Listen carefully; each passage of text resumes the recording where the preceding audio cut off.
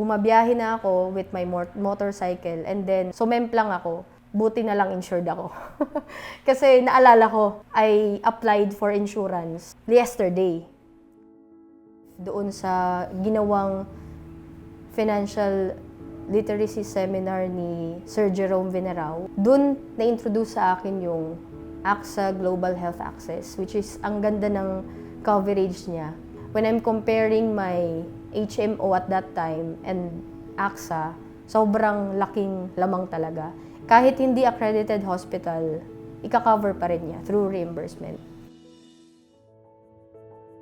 So, January, kumuha ako. February 13 ng hapon, naihabol ko yung payment at saka yung mga last set of requirements. And then, morning ng February 14, I was invited to appear in a program.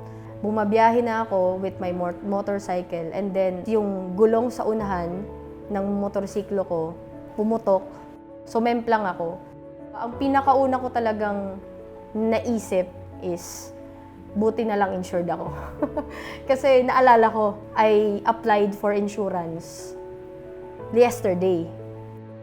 Na-confirm namin sa result na damage is ligaments. Tore talaga siya. So, sabi ng doctors, kailangan talaga siyang reconstruction. So, we chose one of the best hospitals. Pinili po namin yung St. Luke's. Everything was covered by Global Health Access. Everything went well.